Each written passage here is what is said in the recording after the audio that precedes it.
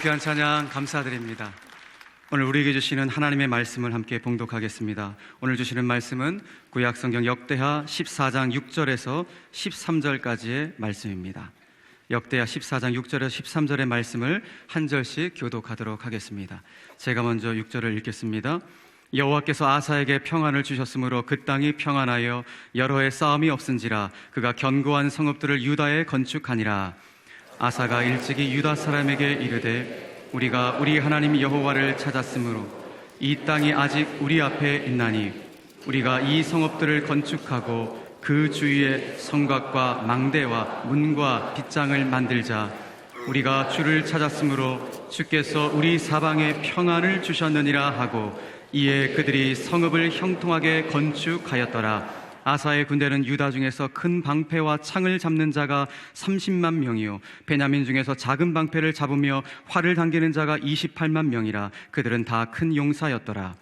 구스 사람 세레가 그들을 치료하여 군사 100만 명과 병거 300대를 거느리고 마레사에 이르매 아사가 마주 나가서 마레사의 스바다 골짜기에 전열을 갖추고 아사가 그의 하나님 여호와께 부르짖어 이르되 여호와여, 힘이 강한 자와 약한 자 사이에는 주밖에 도울 줄 리가 없사오니 우리 하나님 여호와여, 우리를 도우소서. 우리가 주를 의지하오며 주의 이름을 의탁하옵고 이 많은 무리를 치러 왔나이다. 여호와여, 주는 우리 하나님이시오니 원하건대 사람이 주를 이기지 못하게 하옵소서 하였더니 여호와께서 구스 사람들을 아사와 유다 사람들 앞에서 치시니 구스 사람들이 도망하는지라. 아사와 그와 함께한 백성이 구스 사람들을 추격하여 그랄까지 이르매 이에 구스 사람들이 엎드러지고 살아남은 자가 없었으니 이는 여호와 앞에서와 그의 군대 앞에서 패망하였음이라. 노력한 물건이 매우 많았더라. 아멘. 오늘 말씀을 통해서 하나님의 간절하고도 지극한 심정을 깨닫기를 바랍니다.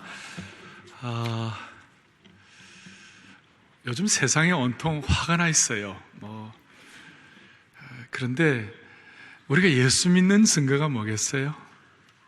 오늘 앞에 예배 마치고 난 다음에 우리 좀 이렇게 기도하고 대화를 하는데 사랑의 교회에 오면 성도들이 다 이렇게 웃는 얼굴이다 그렇게 했어요.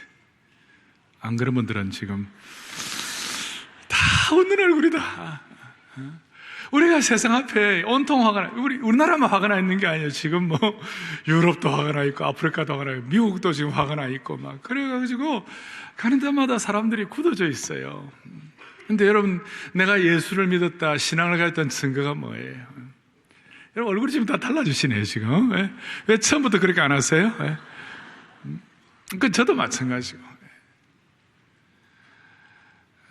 오늘 참 암예배 때 전력 투구를 하다 보니까 굳어질 수가 있는데 오늘 우리 모두에게, 저에게는 제 입장에서는 그런데 예수님만이 주실 수 있는 진정한 기쁨, 웃음 넘쳤으면 좋겠어요. 늘 얘기하지만 증오가 기쁨을 못 이깁니다. 증오가 기쁨을 못 이깁니다. 미움이 사랑을 못 이깁니다. 오늘 그 신앙의 본질을 좀 확인할 수 있도록 은혜 주시면 좋겠습니다. 사람마다 그의 생애를 통하여 어떤 그 신앙의 난관이 있고 어려움이 있을 때마다 이 장애물을 돌파하는 그런 붙잡는 평생의 말씀이 있어요. 마르틴 루터와 함께 종교개혁 시대에 그 참 귀한 사역을 했던 필립 멜랑톤이라고 있어요. 그는 늘 평생에 로마서 8장에 있는 것처럼 하나님이 나를 위하시면 누가 나를 대적하랴. 순결한 영혼을 가졌던 인디안 선교의 아버지 데이빗 브레이너드, 저희 뒤에 복도에 데이빗 브레이너드의 글들이 좀 많이 있어요. 제가 그거 보면서 가슴이 뜨거워져서 제가 이 강단에 올라오는데요. 데이빗 브레이너드는 누구든지 목마르거든 내게로 와서 마시라. 요한복음 7장에 나를 믿는 자는 그 배에서 뭐가 흐른다고요? 생수의 강이 흐른다. 이거 붙잡고 그게 평생 그의 사역의 주춧돌이었어요. 흑인 노예로서 있다가 처음으로 흑인으로 박사받았고 흑인 농업과학자였던 조지 워싱턴 카버, 닥터 카버는 그가 어려운 일이 있을 때마다 너는 범사의 여호와를 인정하라. 잠언 3장에 그가 너를 지도하시리라. 범사의 그를 인정하라. 지도하시리라. 그거 하나 가지고 땅콩 박사, 땅콩 하나에서 추출된 걸 가지고 참 세계 많은 사람들에게 축복이 되는 그런 역할을 했습니다. 에스더 4장에 오면 왕후 에스더에게 가졌던 그의 평생에 딱 붙잡는 말씀 뭐였을까요? 네가 왕후가 된 것이 이때를 위함이 아니냐, 이때를 위함인지 누가 아느냐. 오늘 이 예배를 드리면서 우리가 하나님의 때에 우리가 필요한 존재가 되었으면 좋겠어요. 그런데 이러한 내용들은 우리 편에서 볼 때 붙잡는 말씀이고, 하나님 입장에서는 이게 하나님이 신적 개입을 내가지고 그런 고백을 하게 하시는 것이에요. 공동체나 개인이 여러 가지 사역들을 앞에 놓고 우리가 나아가야 할 인생의 방향들을 앞에 놓고 우리가 살아갈 때에 공동체에서 또 개인적으로 또 저 같은 경우, 저는 오늘 이 본문에 나타난 아사왕, 통일왕국을 지나 남쪽 유다 왕국의 3대 왕이었던 아사왕, 이 아사왕이 그가 직면했던 그 문제 앞에서 오늘 역대하 14장 11절 요절 말씀인데, 여호와여 여호와여 강한 자와 약한 자 사이에 도와줄 자가 주님밖에 없습니다. 원컨대 이 수많은 무리들이 나를 공경하는, 우리 민족을 공경하는 이 사람들이 원컨대 주님을 이기지 못하게 하여 주십시오. 사람으로 주를 이기지 못하게 하옵소서. 여기에는 두 가지 뜻이 담겨있는데, 하나는 주밖에 도와줄 자가 없다. 삶의 여러 가지 참 인생의 파도 속에서 우리가 주님 앞에 고백할 수 있는 것이 진정 내 지성과 내 실력과 내 능력이 아니라 그야말로 주님만이 나를 도와주실 수 있는 분이시다. 우리가 늘 고백하는 것 같지만, 그러나 이것이 여러분들에게 다 와닿아야 되는 것이에요. 저도 그 마찬가지로 일마다 때마다 어떤 단계를 거쳐서 와닿아야만 되시는 거예요. 주님만이 도와주신 유일한 분이시다. 주님만이 문제 해결의 유일한 분이시다. 그렇게 해요. 후유증이 없다. 여러분이 갖고 있는 지성, 능력, 비빌 언덕들이 다 있지만 그거는 그냥 도구로 쓰임 받는 거고, 진짜 해결은 주밖에 도와줄 자가 없다. 이거 신적 개입이 있을 때 고백하는 내용이에요. 또 사람으로 주를 이기지 못하게 하옵소서라는 그 말은 어떤 뜻이에요? 하나님을 맞설 자가 아무도 없다. 아무도 없다. 이 신적 개입에 대한 은혜를 깨달은 사람이 이런 고백을 하는 거예요. 오늘 우리 마음속에 진실로 이런 고백을 담고 기도할 수 있다면 구약의 이 아름다운 기도와 능력이 오늘 21세기에 우리에게 그대로 그대로 연결될 줄로 믿는 것이에요. 그런데 여러분, 이렇게 아사가 오늘 이런 고백을 하고 체험적으로 확인을 하니까 그것이 자기에게만 끝나는 것이 아니라, 여러분, 아사의 아들이 누군지 아세요?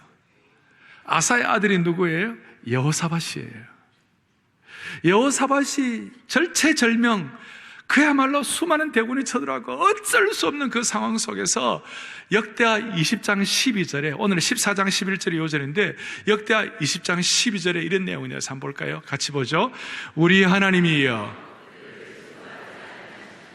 우리를 치러 오는 이 우리가 대적할 어떻게 할 줄도 알지 못하옵고 오직 주만 바라보나이다. 자, 보세요. 우리를 치러 오는 이 큰 무리를 우리가 뭐 할 능력도 없고 대적할 능력이 없다. 그리고 어떻게 할 줄도 알지 못한다. 그래서 우리는 오직 주만 바라보나이다. 아버지가 가졌던 신적 개입을 통한 그 기도의 은혜가 자식에게 연계가 된 것이에요. 여러분, 이것이 우리 하나님이 하시는 스타일이고 신적 개입이에요. 우리는 좋은 방법을 찾아요. 그러나 하나님은 믿음을 찾고 계세요. 많은 일들 앞에서 사랑의 교회는 계속해서 앞으로 우리는 믿음을 선택하셔야 됩니다. 우리는 이 귀한 교회도 있고 수만 명의 교우들도 있고 어떻게 인간적으로 보면 우리 어떤 시스템을 움직여갈 수도 있어요. 그런데 하나님은 그거 원하시지 않으세요. 저에게도 그러고 여러분들에게도 그러고 하나님의 일을 위해서 믿음의 차원을 요구하시는 것이에요. 그래서 히브리서 기자들이 늘 하는 게 by faith, 오직 믿음으로. 믿음이 뭐예요? 오직 주만, 주님이 주예요. 그리고 우리가 이 마음으로 주님을 바라볼 때 그때서야 우리의 믿음이 명사가 아니라 뭐가 된다고요? 동사가 되는 거예요. 이 명사 동사에 관해서는 특세에 참석한 분들이 좀 더 잘 이해하실 거예요. 예? 우리가 믿음이 명사가 아니라 믿음은 뭐라고요? 동사다. 우리는 우리의 방법을 찾지만 주님은 주님의 방법이 있는데 창세기 11장 3절에 오면 이런 내용이 나와 있죠. 아시죠? 읽어보겠습니다. 서로 말하되 자 벽돌을 만들어 견고히 굽자 하고 이에 벽돌로 돌을 대신하며 역청으로 진흙을 대신하고. 저 보세요. 벽돌로 뭘 대신합니까? 돌을 대신하고. 역청으로 뭘 대신합니까? 진흙을 대신하고. 우리가 세상적인 방법은 벽돌을 가지고 다 할 수 있다는 거예요. 세상적인 방법은 역청을 가지고 다 할 수 있다는 것이에요. 그런데 하나님은 돌이고 하나님은 진흙이에요. 하나님의 방법이에요. 오늘 이 내용이 그냥 머리로 슥 스쳐 지나가지 말고 여러분들 모두에게 믿음으로 와닿았으면 좋겠어요. 우리 설교자들에게 내려오는 이런 내용, 이런 얘기가 있어요. 머리로 준비하면 성도들도 머리로 깨닫고, 입으로만 말하면 성도들도 입으로만 말하고, 심령으로, 믿음으로 하면 성도들의 심령과 믿음에까지 연결된다, 그렇게 했어요. 그러니까 하나님 앞에서 우리가 정말 이 말씀이 여러분들과 저에게 머리로만 끝나지 말고 믿음과 심령으로 파고들었으면 좋겠어요. 파고들고 전달됐으면 좋겠어요. 자, 첫 번째 오늘 핵심. 하나님께서 이 아사왕의 이 스토리를 통해 신적 개입 반복. 지난번에 제가 아브라함을 통한 신적 개입을 얘기해 드렸고, 오늘은 아사왕을 통해, 오늘은 아짜 돌림입니다. 아브라함 아사인데 이 아사를 통해 우리에게 깨닫게 하시는 중요한 첫 번째 원칙, 그것이 뭔가? 모든 인간들은요 다 갖추면 하나님 신뢰하기가 쉽지가 않아요. 모든 인간들은 앞뒤 좌우가 다 형통하고 모든 것이 평안하고 잘 되면요 하나님 신뢰하기가 쉽지 않아요. 여러분들은 지금 안 그러신 것처럼 미소를 짓고 저한테 보고 계시는데요, 우리가 다 그런 성향이 있어요. 아사왕은 개혁군주였어요. 3절, 2절, 3절 보면 우상을 없이하고 태양산당을 없이하고 하나님을 정말 찾고 절실히 찾고 기도를 잘 집중해서 하는 사람이었어요. 투명하게 주님 앞에 메어 달리는 그런 기도의 사람이었어요. 4절에도 하나님을 찾는다는 말이 나오고 7절에도 이렇게 나와 있죠. 아사가 일찍 유다 사람에게 이르되 우리가 우리 하나님 여호와를 뭐 했어요? 찾았으므로. 그래서 이 아사가 개혁군주로서 하나님을 잘 찾고 잘 했어요. 하니까 하나님을 찾고 정말 그렇게 하는 사람에게 하나님은 은혜를 주시고 하나님이 말씀과 기도에 응답을 주시는 거예요. 어떤 응답을 주시는가? 5절 유다 모든 성읍에서 산당과 태양성을 없이 하면 나라가 그 앞에서 뭘 누렸다고요? 평안함을 누렸어요.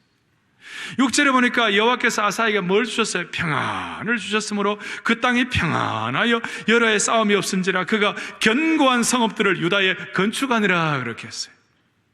7절에 아사가 일찍 유다 사람에게 이르되 우리가 우리 하나님 여호와를 찾았으므로 이 땅이 아직 우리 앞에 있나니 우리가 이 성읍들을 건축하고 그 주위에 성곽과 망대와 문과 빗장을 만들자.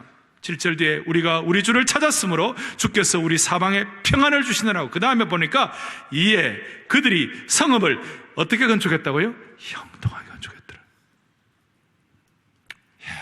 형통하게 건축했더라. 하나님은 아사에게 형통과 평안을 주셨어요. 그리고 성읍과 망대와 요새와 성곽을 형통하게 건축하게 하셨어요. 더더구나 아사가 받은 축복이 뭐냐면 8절인데 아사의 군대는 유다 중에서 큰 방패와 창을 잡는 자가 30만 명이요 베냐민 중에서 작은 방패를 잡아 활을 당기는 자가 28만 명이었더라. 그 다음 8절 뒤에 그들은 다 어떤 용사였어요? 큰 용사였어요. 큰 용사였어요. 58만 명의 강병이 있고, 그 다음에 큰 방패부대가 있고, 창부대가 있고, 작은 방패부대가 있고, 활부대가 있어요. 성읍과 망대와 요새가 형통하게 건축이 되었고, 활부대, 방패부대, 창부대, 작은 방패부대, 그 당시로 말하면 현대적인 전략을 구사하는 당대 아주 그냥 강력한 보호막이 형성이 됐어요. 그리고 58만 명의 강병을 갖게 됐어요. 이렇게 될 때 그 다음에 어떤 일이 일어날까? 이것이 중요한 것이에요.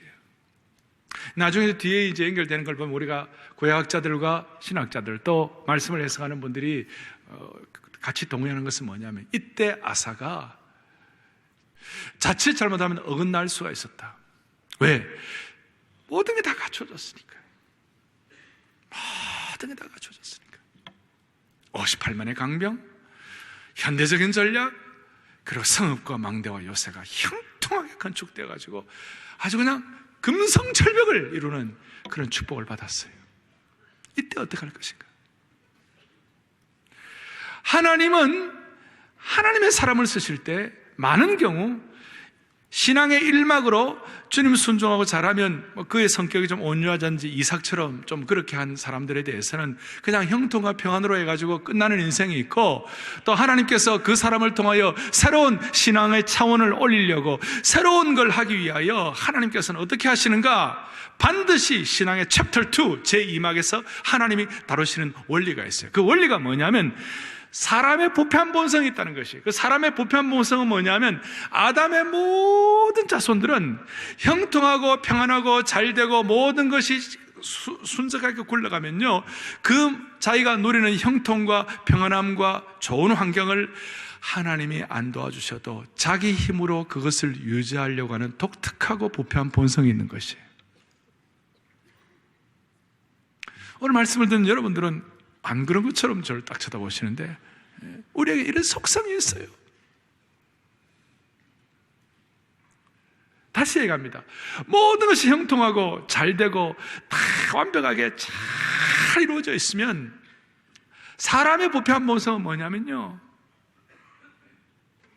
그 귀하고 잘 누리는 것들을 누가 좀 옆에 안 건드려도, 누가 좀 안 도와줘도 내 힘과 내 능력과 내 실력만으로 그것을 유지하려고 하는 독특한 본성이 있다는 것이에요. 그것은 하나님 편에서 볼 때, 하나님의 사랑하는 자의 입장에서 보면 망하는 길이에요. 이것은 참으로 영적으로 보면 너무나 이거는 슬픈 일이에요. 그래서 수많은 사람들이 스타트 모형을 잘하지만, 시작은 잘하지만 피니싱 모형을 끝이 좋지 않아요. 여러분, 그런 차원에서 욥은 훌륭한 사람이에요. 욥은 당대의 의인이고 그가 재물과 자녀들과 모든 것이 완벽하고 좋았어요. 그럴 때도 욥은 자기 자신을 조심조심 해가지고 욥기 1장에 보면 자기 자녀들이 혹시 마음으로라도 하나님께 범죄할까 걱정해서 하나님께 제단 쌓고 다 주님 앞에 부복하는 그런 삶을 살았어요. 사랑하는 교우들이여, 우리가 좀 삶의 풍랑이 있고 많은 가정들이 있습니다만은, 또 어떤 분들은 형통과 평안을 갖고 있습니다만은, 이 가운데 우리는 하나님이 도와주지 않으시면 그야말로 우리 입장에서는 여호와여 강한 자와 약한 자 사이에 도와줄 자가 주님밖에 없다고 그렇게 메어들리는 집중력을 평생 유지할 수 있도록 하나님의 신적 개입의 반복이 있기를 간절히 바랍니다. 별로 좋아 안 하시는 것 같아요. 그래도 사실 그렇게 해야 돼요. 우리가 너무 건강이 좋아가지고, 너무 건강해가지고, 건강하지 않고 그냥 자기 몸 가누기도 힘들면 그저 아내 반 바라보고 아내 뒤꿈치만 바라보고 당신밖에 없다고 You are my sunshine 그렇게 할 터인데, 너무 건강하고 너무 잘나고 너무 좋으면 여자 위에 아내 위에 다른 여자의 관계를 막 하고 말이죠. 그건 하나님 보실 때는 아니잖아요. 그러니까 차라리 건강한 것보다도 조금 건강이 약해가지고 주님만 집중하는 거, 그것이 어떨 때는 주님이 보시기에 더 좋다 이 말이에요. 너무 돈이 많고 너무 모든 것이 완벽해가지고 사회적으로 너무 잘 나가고 자기 마음대로 하나님 없이도 교만한 그거보다는 조금 부족해가지고 주님 앞에 늘 오직 주만 바라보나이다라고 겸손하면 그것이 더 나을 수 있다 이 말이에요. 여러분, 이거 당연하다 생각하지 말고 이걸 머리로 받아들이지 말고 믿음으로 받아들이기를 바랍니다. 벽돌과 역청으로 받아들이지 말고 돌과 진흙으로 받아들이시기를 바라요. 명사로 받아들이지 말고 동사로 받아들이시기를 바라요, 이 내용을. 그래서 하나님은 이거 안 되겠다, 안 되겠다, 하나님께서 다듬으시는 거예요.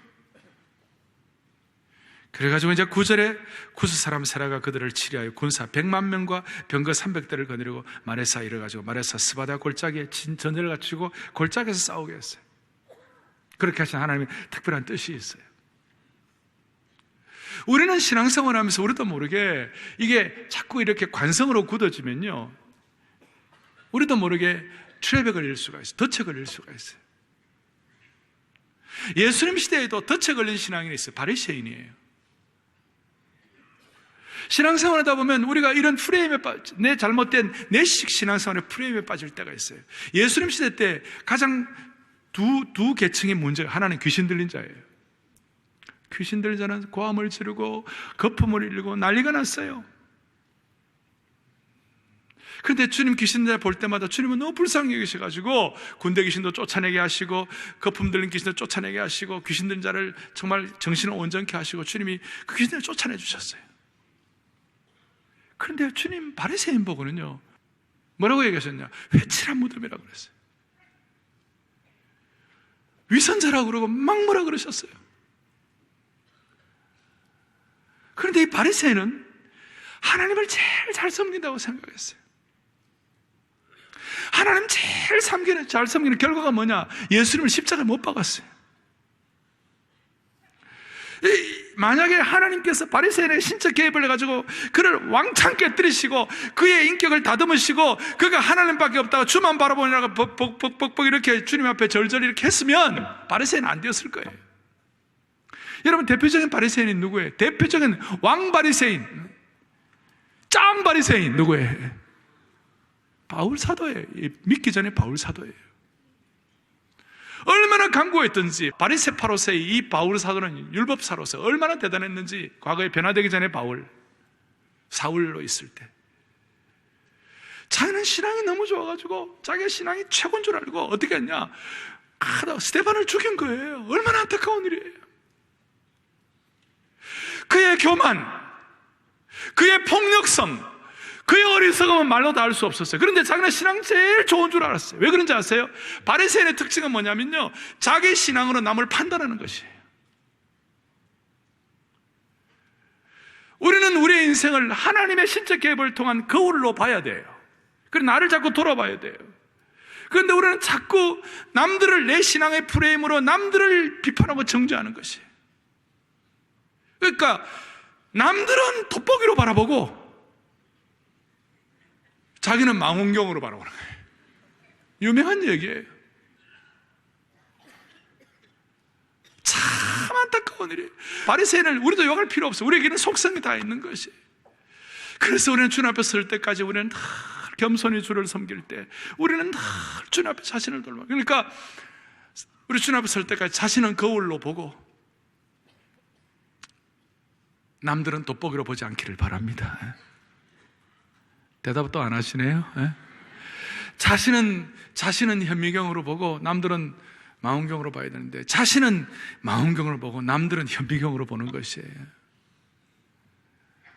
아마 아사도 오늘 이런 걸 겪지 않으면 똑같이 바울 사도처럼 됐을, 바울 사도가 변화되기 전에 그 어리석은 바리새인처럼 돼요. 하여튼 자기가 잘한다고. 그리고 스데반 죽이고 난 다음에도 자기 의가 충만해가지고 다메섹에 있는 사람 다 때려 죽이려고 또 말 타고 허가장 받아가지고 똑같은 바리새인들 끼니까 허가장 주고 또 올라가는 거예요.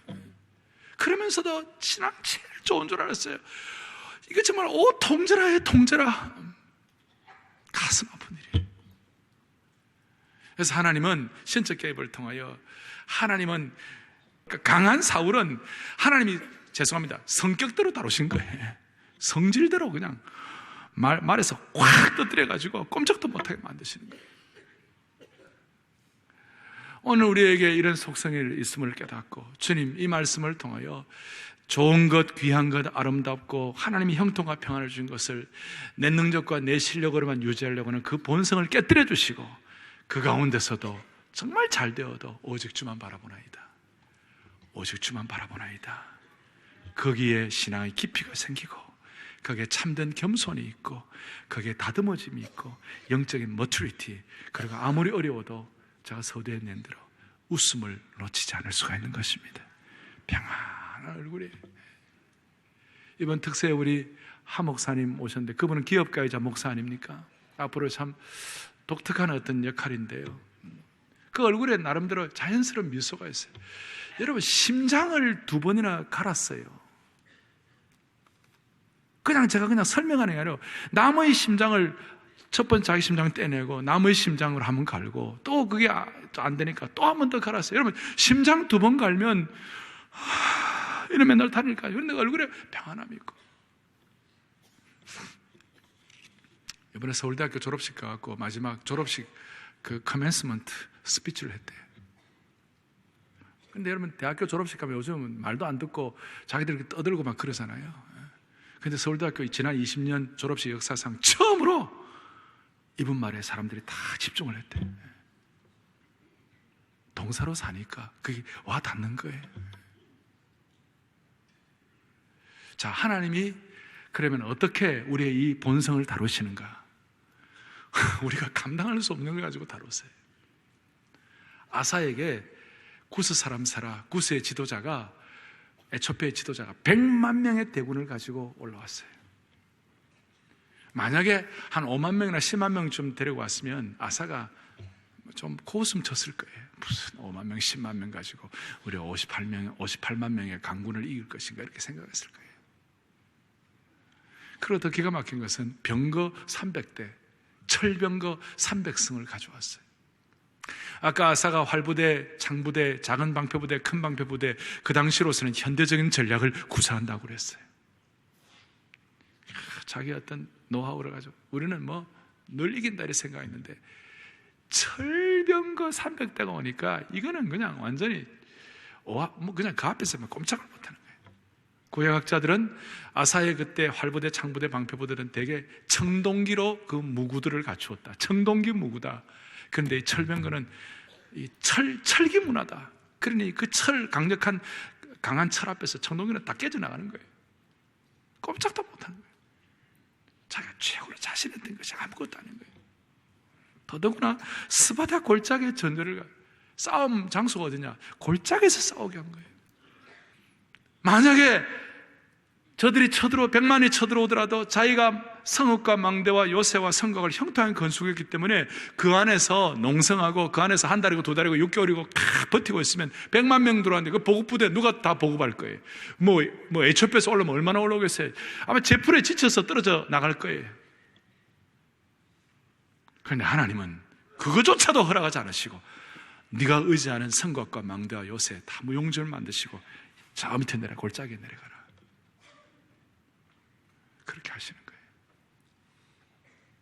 그래서 우리는 그럴 때 아사는 가슴 아리를 하는 거죠. 오죽하면 강한 자와 약한 자 사이에 도와줄 자가 주님밖에 없다고 이렇게 참 비탄 어린 기도를 하겠어요. 그러나 지나고 보면 그 기도처럼 아름다운 기도가 어디 있어요? 그리고 그때가 아사에게는 위기고 절대절명의 시기이지만 사실은 영적으로 보면 위기가 아니에요. 그러니까 하나님의 스타일은 우리의 부패한 본성을 이겨내기 위하여 어떻게 하시는가 하면요, 우리의 내면을 꿰뚫어 보시고 우리가 의뢰하는 것들, 우리가 이거 없으면 안 된다라고 생각하는 그 모든 것들을 무용지물로 만드시는 것이에요. 이게 참 힘들어요. 그리고 싫어요. 이게 우리가 인간이기 때문에. 여러분들이 의뢰하는 거 다 있잖아요. 여러분들이 의뢰하던 가족이 있고, 여러분들이 의뢰하던 지성이 있고, 여러분들이 의뢰하던 의지가 있고, 여러분들이 의뢰하던 남편과 아내가 있고, 우리가 의뢰하는 자식이 있고, 하여튼 내 인생의 비빌 기댈 언덕들이 다 있잖아요. 그런데 하나님은 가끔 물론 형통하고 평안함 주시지만 가끔 하나님의 사람으로 빚어가고 좀 마음의 본성이 조금 나가려고 할 때는 하나님께서 어떻게 하시냐, 그 비빌 언덕을 무용지물로 만드신다니까요. 이게 참 어떨 때는 힘들어요. 가슴앓이를 해요. 그러나 이 과정을 잘 거치면 우리의 기도의 수준이 더 달라지고, 말씀을 듣는 능력이 달라지고, 우리의 명사의 삶에서 동사의 삶으로 바뀌게 되고, 우리가 주님 앞에 간절히 나갈 때 하늘 보좌를 움직이는 축복을 받게 되는 것입니다.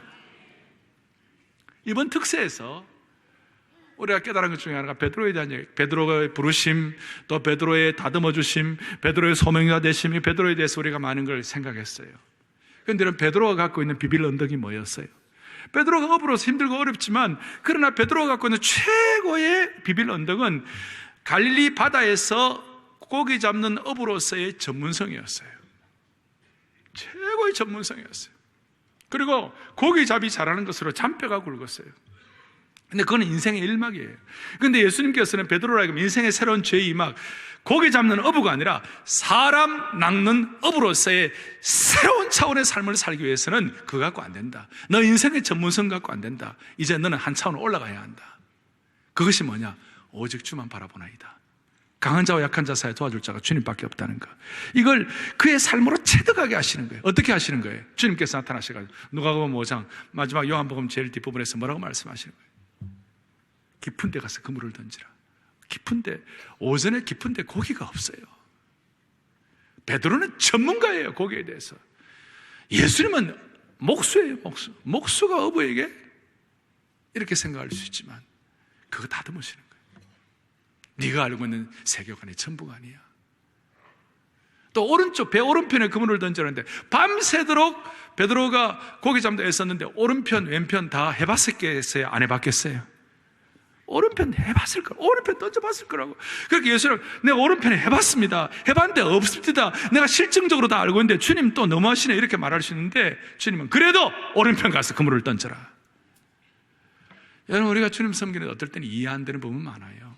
우리가 오른편 다 해봤는데 또 오른편 하라고 하시는 그런 주님의 음성을 들을 때가 있는데 우리가 참 기가 막힌 거예요. 그럴 때는 어떻게 해요? 그렇지만 그때 우리가 사람 낚는 어부가 되기 위해서는, 고기 잡는 어부가 아니라 사람 낚는 어부가 되기 위해서는 그 과정이 필요하다고 생각하시는 거예요. 오늘 주님이 이 시대, 오늘 이 상황, 저와 우리 공동체와 여러분 가정에 깊은 데가 그물을 던져라, 말이 안 된다고 생각하는 그 문제, 그리고 오른편에 그물을 던져라는 그것이 무엇인지 주님께서 머리가 아니라 마음으로, 믿음으로 확인할 수 있는 그런 내용들이 있었으면 좋겠어요.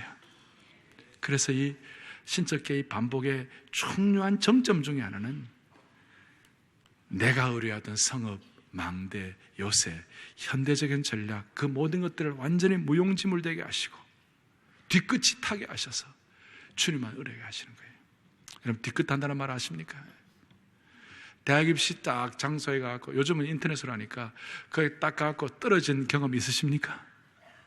그 내 이름 없을 때 여러분 뒤끝이 안 탑니까? 늘 합격해가지고 늘 할렐루야 이렇게만 사셨어요. 우리가 뒤끝이 탄다는 말이 뭐예요? 앞뒤 저거 다 막혔을 때 강한 자와 약한 자 사이에 도와줄 자 주님밖에 없다는 이 진실된 기도. 이럴 때 우리는 자기 죽음이 선언되고 여기서 예수 그리스도의 십자가의 비의 신비한 의미를 깨닫게 되는 것입니다.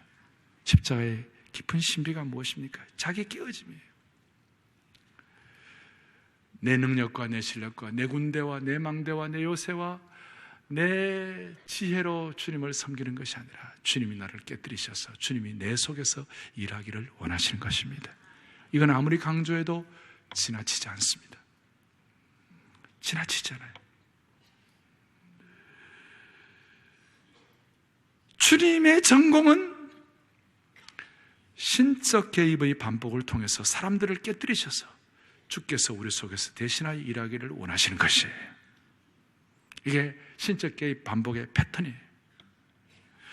우리는 여기서 깨어짐에 대한 세상의 원리와 신앙의 원리가 얼마나 다른지를 보아야만 할 것이에요. 이 세상은 깨어질수록 가치가 하락됩니다. 수억 원에 이르는 자기가 있을 때, 그 자기가 깨어질 때 그 가치는 땅에 떨어지는 것이에요. 그런데 신앙의 경우는 깨어질수록 가치가 더 올라가는 것이에요. 이 신앙의 역설이에요. 우리는 여기에 눈을 떠야 되는 거예요. 세상은 깨어질수록 가치가 없고 쓸모가 없지만 신앙세계는 깨어질수록 하나님께서 쓸모있는 존재로 만드시는 것이에요. 제가 그냥 하는 말씀이 아니고 눈물의 선지자 예레미야에게 하나님께서 그에게 깨닫게 하시는 거예요. 예레미야 18장 4절에 이런 내용이 나옵니다. 읽어보겠습니다. 진흙으로 만든 그릇이 토기장의 손에서 터짐에 그가 그것으로 자기의 의견에 좋은 대로 다른 그릇을 만들더라. 토기장이, 예레미야가 토기장에 가서 하나님께서 가보라 그랬어요. 토기장에 보니까 그릇인데 그릇이 막 터지고 깨어지는 거예요. 그런데 그 깨어지고 터진 그릇을 가지고 그 토기장이가 다른 그릇을 만들어요. 어떻게 만들어요? 18장 6절 보겠습니다. 6절 여호와의 말씀, 우리 크게 합독하겠습니다. 다시 한번 여호와의 말씀이니라. 이스라엘 족속아, 이 토기장이가 하는 것 같이 내가 능히 너희에게 행하지 못하겠느냐? 이스라엘 족속아, 진흙이 토기장의 손에 있음 같이 너희가 내 손에 있느니라. 아멘. 토기장이가, 하나님이 토기장이가 되셔가지고 깨어지고 금간 그 토기를 새롭게 하나님이 원하시는 그런 고기 잡는 어부에서 사람 낚는 어부로 정말 내 힘과 내 능력으로 유지하려고 하는 그 본성을 깨뜨리셔가지고 주만 바라보이나이다는 그 수준으로 주님이 올려주시고 토기장의 손에서 우리를 다듬어 주시는 것이에요. 멋있는 거예요. 힘들지만 토기자이가 망가진 그릇을 가지고 망가졌다 하더라도 그것을 더 좋은 그릇을 만들듯이 하나님께서는 하나님이 원하시는 방식대로 우리를 빚어내시겠다고 말씀하시는 것이에요. 이 세상은 우리의 실수나 흠이나 상처가 많을수록 우리를 외면합니다. 그래서 우리는 우리의 실수에, 우리의 흠집에, 우리의 상처들에 덧칠을 해가지고 자꾸 감추려고 해요. 우리는 그런 속성이 있어요. 그러나 신앙인은 우리가 상처가 많을수록, 깨어짐이 많을수록 하나님께만 붙잡혀 있다면, 강한 자와 약한 자 사이에 도와줄 자가 주님께밖에 없다고 신적 개입의 반복이 돼서 눈이 열려만 있다면 하나님이 우리를 더욱 섬세하게 빚으시는 과정인 줄로 확신되는 것이에요. 그리고 우리 감사가 있는 것이고, 이런 상황에서 우리가 분명한 방향을 잡아야 할 것입니다. 정리를 하겠습니다. 일본에서 이 도자기 보수하는 특별한 방법 중에 하나가 킨츠키라는 보수 방법이 있어요. K-I-N-T-S-U-G-I, 킨츠키라는 방법이 있어요. 이 킨츠키란 것은 일본에서 1500년에 걸쳐 발전해온 도자기 보수 기술이에요. 이 킨츠키 방법은 깨어진 도자기 조각을 붙여서 보수하는데, 깨어져서 금이 생긴 곳을 감추지 않고 오히려 황금으로, 금으로 그 깨어진 부분을 부각을 시키는 거예요. 원래 망가진 것으로만 있으면 그 보수한 그 망가진 것들이 가격이 떨어집니다만은 킨츠키 도자기는 그렇지 아니에요. 오히려 그렇게 잘 보수를 하고 망가진 부분들을 이 킨츠키 방법으로 그 전문가가 잘 하면 오히려 깨어지기 이전보다도 훨씬 더 아름다워져서 더 비싼 값에 팔려나가는 것이에요. 그렇습니다. 우리가 깨어질 때마다 깨어진 조각들을 하나님의 손길로 접합하는 것입니다. 그것은 킨츠키 장인의 기술에 비할 바가 아니에요. 아멘. 그 비할 바가 아니에요. 하나님의 신적 개입을 통하여 오늘 이 시대에 깨어지고 망가진 도자기를 은혜의 황금으로 다듬으셔가지고 하나님 나라에 멋있는 그릇 되게 해 주시기를 원합니다. 우리가 어떨 때는 육신이 아플 때가 있어요. 어떤 인생에 어떤 어긋나는 것 같은 느낌이 있어요. 그럴 때 오늘 하나님께서 하나님의 손으로 다 킨츠키 방법보다도 100배, 1000배 더 나은 하나님의 손으로 은혜의 황금 예술로 우리를 다듬으셔가지고 모두가 다 사람 낚는 어부, 믿음과 마음으로 반응하는 믿음의 동사의 삶을 우리 모두에게 허락해 주시기를 바랍니다. 할렐루야. 우리 교회도 그렇게 해주실 줄로 믿습니다. 가슴에 손을 얹겠습니다. 주님 감사합니다. 오늘 이 말씀 평생 붙잡고 모두가 다 사람 낚는 어부 되게 하여 주시옵소서. 우리 주 예수 그리스도를 받들어 간절히 기도 올리옵나이다. 아멘.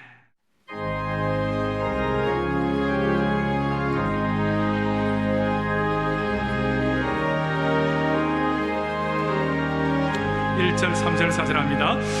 인내하신 구세주여 내 말 들으사 죄인 오가실 때에 날 부르소서. 주여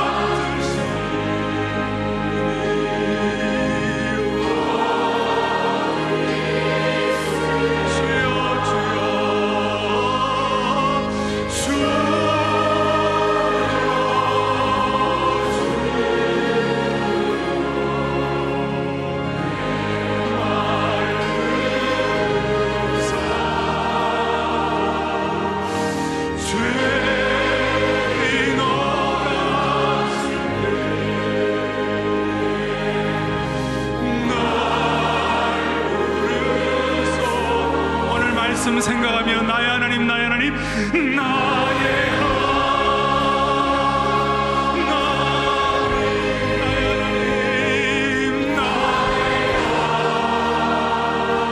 여러분들이 갖고 있는 공동체가 갖고 있는 모든 기도 제목 올려놓으십시다. 구원의 뿌리시여 나의 산성이라 나의 산성이 괜찮으시다면 다 두 손을 번쩍 들고 나의 하나님 나의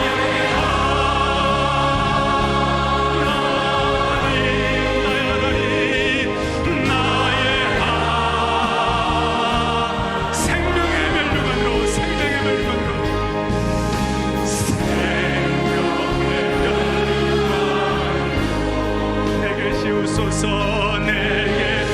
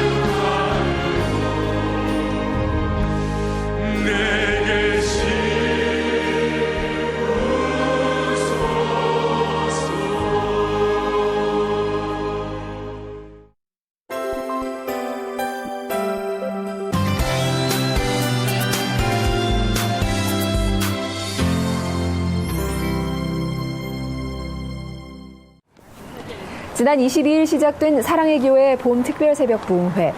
매일 새벽 4시 30분 특세 시간에 맞춰 교회로 향한 만여 명의 성도들이 함께했습니다.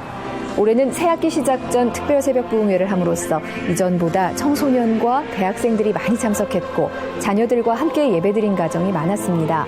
학기 중이 아니어가지고 참 전찬도 할 수 있는 사람들도 많아지고 그것도 이 은혜의 자리에 나올 수 있게 되어서 정말 감사한 것 같습니다. 특세 전참은 처음인데 아침부터 이렇게 조금 힘들지만 아침에 와서 정말 하나님이랑 같이 하루를 시작하는 것 같아서 너무 좋아요. 오정현 담임 목사는 매일 새벽 성경 말씀과 찬양으로 합심 기도를 인도하며 성도들의 마음 문이 열리도록 했고 특세 첫째 날부터 셋째 날까지는 21일 주일 예배 설교를 전한 워싱턴 코어 커뮤니티 교회의 김원기 목사가 베드로의 삶을 재조명하는 메시지를 전했습니다. 주일날 설교 말씀 너무 좋아가지고 월요일부터 계속 오는데 되게 솔직하게 말씀해 주시는 게 너무 마음에 와닿았던 것 같아요. 회사 안에서는 비록 정말 어리고 나이가 적어서 챙김을 받고 섬김을 받지만 그곳에서 받은 것을 다시 도어 매트로서도 거기서 적용할 수 있는 거고. 넷째 날과 다섯째 날에는 지난해 새생명축제와 가을 특세 때 강사로 섬긴 팀 하스의 회장 하형록 목사가 보시기에 좋았더라라는 말씀으로 성경 속에 나타난 페이버라는 의미를 되새길 수 있도록 했습니다. 정말 주님 보시기에 심히 좋은 그런 행동할 수 있도록 오늘 결단하는 시간이었습니다. 이웃 사랑이라는 거에 대해서 다시 한번 생각하는 그런 좋은 시간이 되어서 저희 삶도 변하길 기대합니다. 후 집회에서 오정현 담임 목사는 강사 목사와의 Q&A 시간을 통해 못다한 이야기를 나누고 다시 은혜의 자리에 함께할 것을 약속했습니다. 그리고 봄 특별 새벽 부흥회의 마지막 날 오정현 담임 목사는 이사야 본문으로 내가 너로 이방의 빛을 삼아라는 말씀을 전하며 온 세대 성도들이 은혜의 새날을 맞이하도록 했습니다. 우리가 이번 특세를 통하여 주님의 신발이 되고 우리가 주님의 도어매트가 되고 또 우리가 영적인 상승작용을 가지고 독수리처럼 올라가고 우리가 주님의 페이버를 받는 그 이유가 뭔가요? 그것이 뭐 때문에 그렇게 하시는 거예요? 결국은 교회가 역사의 중심이라고 생각하고 결국은 우리가 세계 선교를 마무리하기 위하여 하나님 앞에서 은혜 받고 소명받아 세계 선교를 마무리하는 축복이 있도록 하여 주시옵소서. 교회와 영가족 공동체를 위해서 간절하게 기도했던 2016 봄 특별 새벽 부흥회.